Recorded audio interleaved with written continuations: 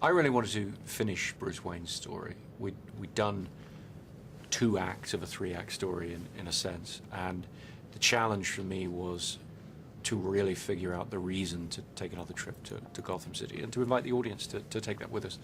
Once we'd really figured out where our story went, where it wound up, what Bruce's conclusion is in a sense, then it became something I had to do and really wanted to show to the world. And that's what we've done, and that's where we are.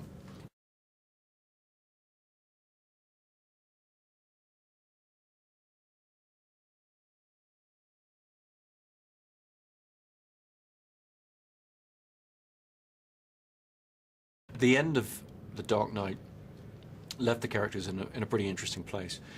I felt very strongly we're trying to make one unified story here, so it's not another episode and not another Batman episode, if you like. For me, that meant really trying to be true to where the characters were left.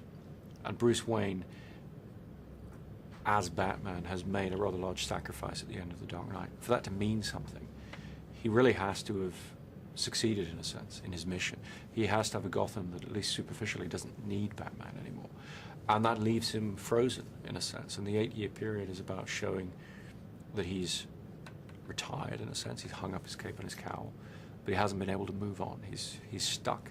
And the jumping off point for the story really is, how can this person who has become disconnected, who is in a sort of self-imposed exile from society, how can he reconnect with life?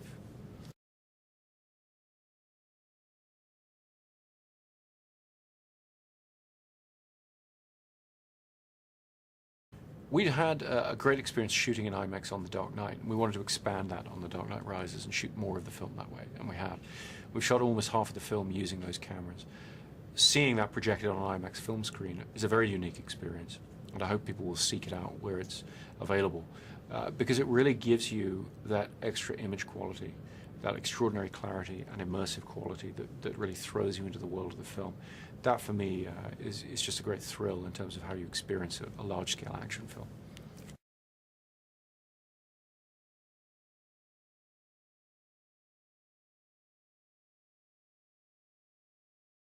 Well, there are a couple of people in the film, Marion Cotillard and Joseph Gordon-Levitt, who I'd worked with in Inception, who I really wanted to work with again because they're just incredible talents. Tom Hardy also I'd worked with in Inception, and he felt to me the obvious choice for somebody who would take on the challenge of portraying this monstrous character who expresses all kinds of evil and malevolent intent, really just through his eyes, because his face is mostly obscured with a mask, his eyes and his voice. And Tom was very much up for the challenge of presenting a face of evil in that way. And I think what he's done is going to be very threatening to audiences in a way they're not used to seeing.